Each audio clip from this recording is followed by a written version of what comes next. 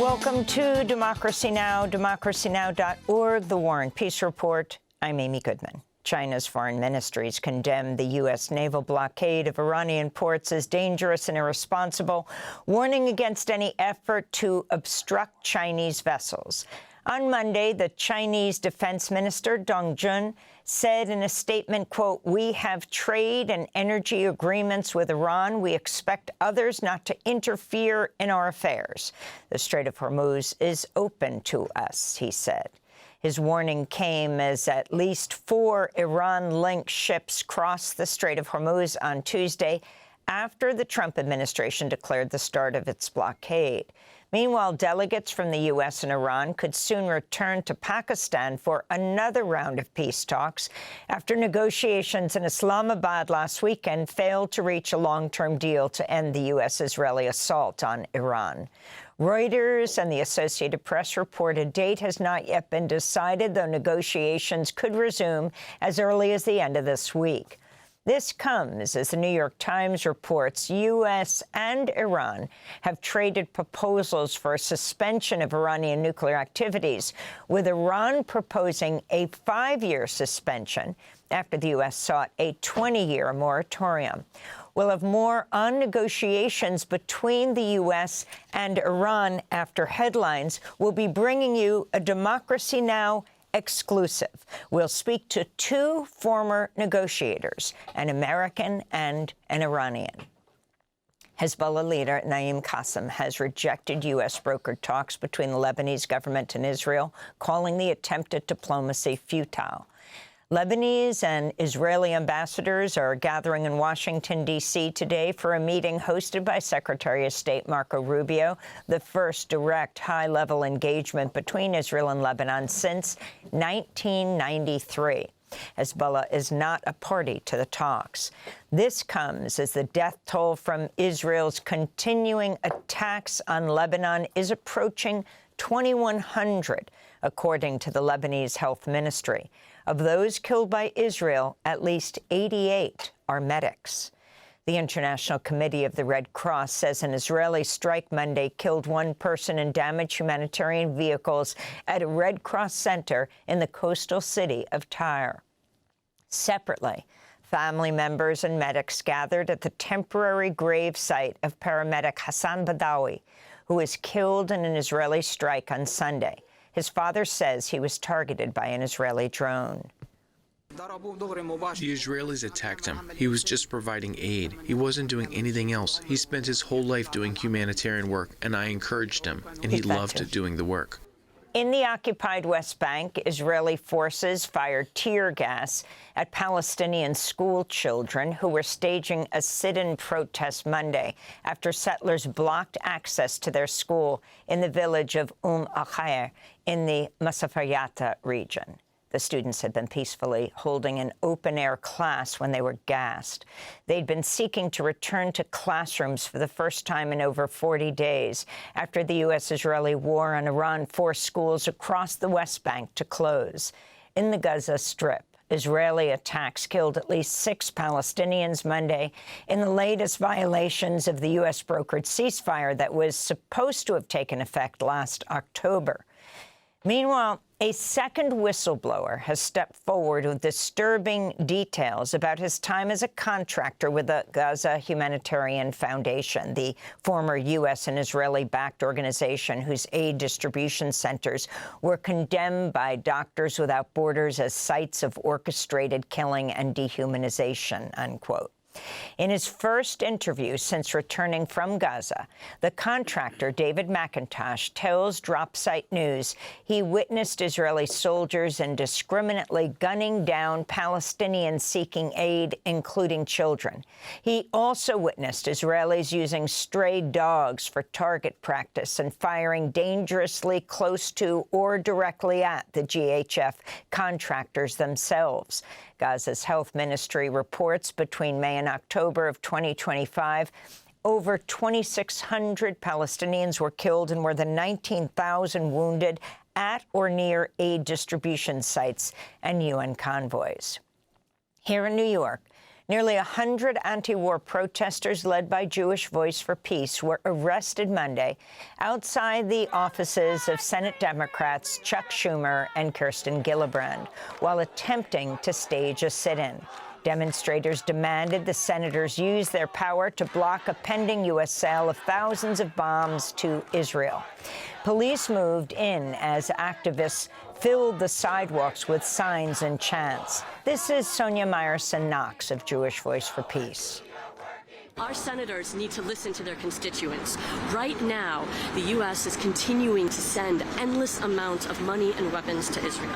As it does that, it is bombing Beirut, it is occupying South Lebanon, it bombs synagogues and universities in Iran, and it is continuing the genocide in Gaza. It is doing this with our weapons that we are sending and our money that we are selling to Israel to buy these weapons. So our senators need to listen to their constituents. 300 New Yorkers are here to say, stop arming Israel.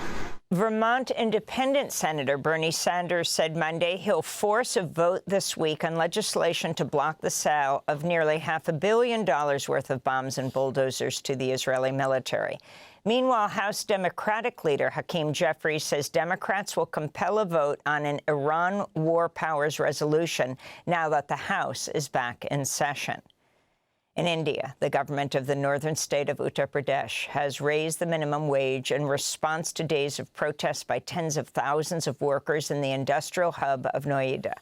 On Monday, protesters demanding higher pay torched vehicles, threw stones at police who fired volleys of tear gas shells. The protest came as the U.S.-Israeli war in Iran has dramatically raised the cost of fuel, fertilizer, and other basic commodities worldwide. Mexico Terrero, the chief economist at the UN's Food and Agriculture Organization, warned a lengthy disruption to trade through the Strait of Hormuz could result in a global food catastrophe. The clock is ticking, because everything that relates to agri-food system is linked to the crop calendar.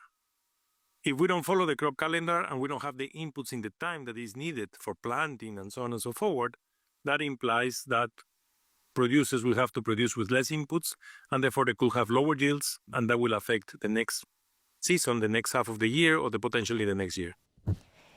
Another immigrant has died in ICE custody. Alejandro Cabrera Clemente, a 49-year-old man from Mexico, was being detained at the Wynn Correctional Center in Louisiana. He was reportedly found unresponsive in his cell last week. He's at least the 16th immigrant to die in ICE custody so far this year, and the 47th reported ICE death since Trump returned to office.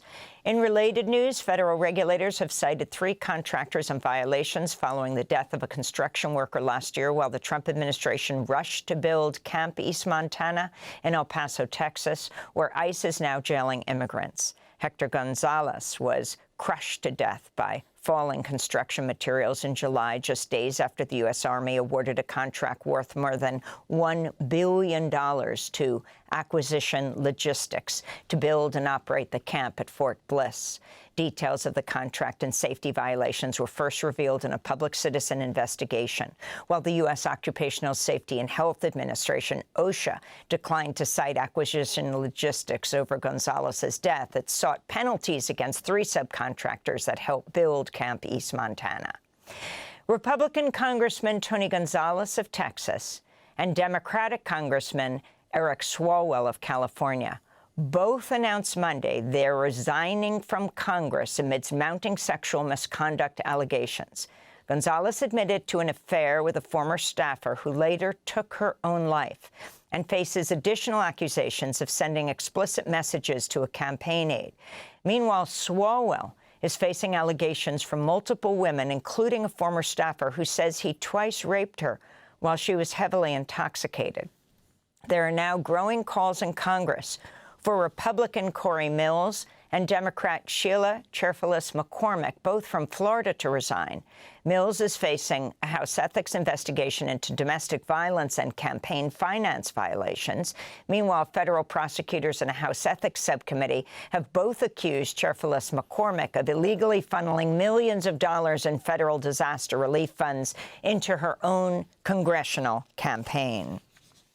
The U.S. military says it struck an alleged drug vessel in the Eastern Pacific Monday, killing 2 people. The Pentagon offered no evidence that the boat was carrying drugs. The latest strike comes 2 days after U.S. military strikes killed 5 people in 2 boats, also in the Eastern Pacific. The attack brings the total death toll to at least 170 people since the Trump administration began targeting so-called narco-terrorists in the Caribbean and Eastern Pacific last September.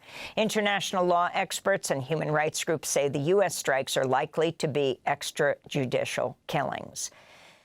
U.S. oil giant Chevron is set to expand oil extraction operations in Venezuela after signing 2 massive deals with the Venezuelan interim government led by Delcy Rodriguez. She spoke Monday from Caracas after meeting with corporate executives and a U.S. Energy Department official. It will allow us to make significant progress in production, and the revenue generated from that production will go directly to the benefit of the Venezuelan people, and it will be a shared benefit good for the people of the United States and Venezuela. The agreements are expected to boost U.S. crude extraction in Venezuela's vast Orinoco Belt oil-producing region and come in the aftermath of a U.S. military strike on Caracas and the abduction of Nicolas Maduro and his wife, Cilia Flores, in January.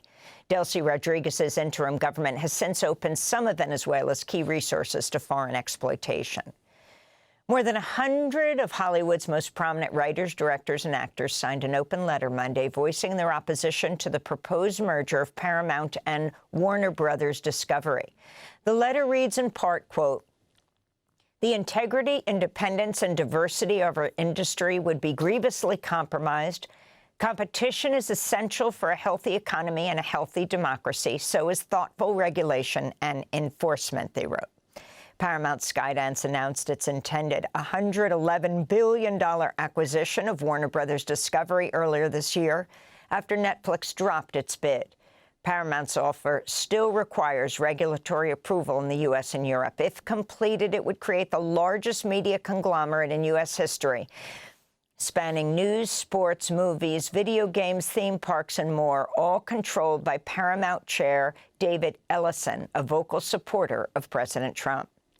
And a federal judge dismissed President Trump's $10 billion lawsuit against the Wall Street Journal and its owner, Rupert Murdoch, Monday.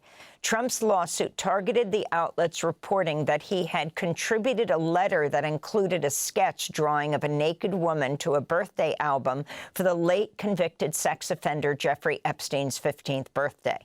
The letter was later released publicly by Congress, which subpoenaed the records from Epstein's estate.